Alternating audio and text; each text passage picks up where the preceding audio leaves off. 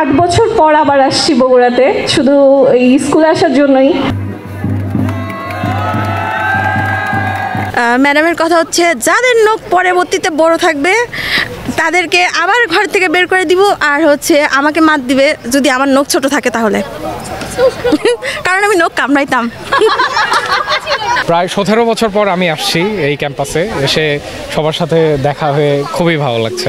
বন্ধুরা আমরা এখনও কানেক্টেড আছি। স্ব জায়গায় প্রতিষ্ঠিত স্টুডেন্টদেরকে দেখছি, সত্যি খুব গর্ব হচ্ছে, খুব ভালো লাগছে। ক্লাসরুমে আজকে গেলাম, তখন আবার পুরনো দিনের স্মৃতিগুলো হচ্ছে মনে পড়ছে। ওখানে একসাথে ক্লাস করছি, একসাথে বসছি, ওইখানে আমাদের পড়া না ধরলে শাস্তিও ওইখানে হয়েছে, ওখানকার বেলকুনিতে কান ধরেও দাঁড়িয়েছিলাম। তো সব কিছুই মনে পড়ছে, আর সব কিছু মনে ভালোই, যে সময়টা অনেক ভালো কাটাইছে এখানে। প্রায় 8 বছর পর আবার আসছি বগুড়াতে, শুধু এই স্কুলে আসার জন্যই। এখানে আসার সময় আমার বাবা বলছিলেন যে ম্যাম কি আসবেন, ম্যামের কথা অনেক মনে পড়ে। প্রতিটা প্রাঙ্গণ খুবই মিস করি, সব কিছু খুবই মিস করি। হয়তো আগের মতো নাই অনেক কিছু, একটা বিল্ডিং ছিল যখন আমরা ছিলাম। বাচ্চাদেরও ইচ্ছা ছিল, ওরা প্রায় রাস্তাঘাটে দেখা হলে বলবে ম্যাডাম একটা রিউনিয়ন করেন, আমরা স্কুলে একসাথে আসবো আবার। ওদেরকে দেখার আমাদেরও ইচ্ছা। এই বাচ্চারা ঘুম থেকে উঠে হয়তো 11টায় উঠে দেরি হয়েছে, আমরা 10টায় এসে হাজির হয়েছি, দেখবো ওদেরকে।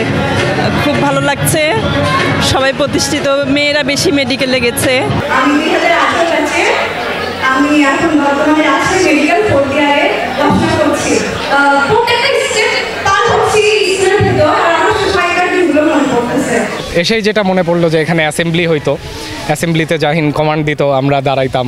বাসায় আম্মুকে বলতাম যে অ্যাসেম্বলিতে যাব না, অনেক রোদ, ভালো লাগে না। কিন্তু এসেই আবার মনে হচ্ছে আবার অ্যাসেম্বলিটা যদি করতে পারতাম। আমাদের টেস্ট পরীক্ষা ছিল হচ্ছে মাদলা, অনেক দূরে একটা স্কুলে আর কি। তো কোনো কারণে স্কুলের পিকনিক ছিল সেম দিনে, তো আমাদেরকে স্কুল গাড়ি রেখে আসছে।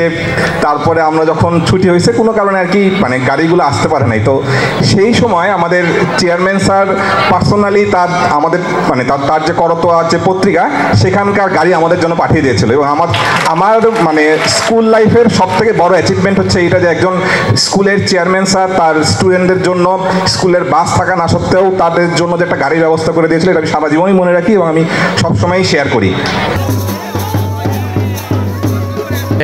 এই যে একটা ভ্রাতৃত্ববোধের সম্পর্কটা বিল্ড আপের জন্য আমরা এই উদ্যোগটা নিয়েছি। বাংলাদেশের এমন কোনো পাবলিক ইউনিভার্সিটি নাই বা মেডিকেল নাই যেখানে আমাদের স্টুডেন্ট নাই।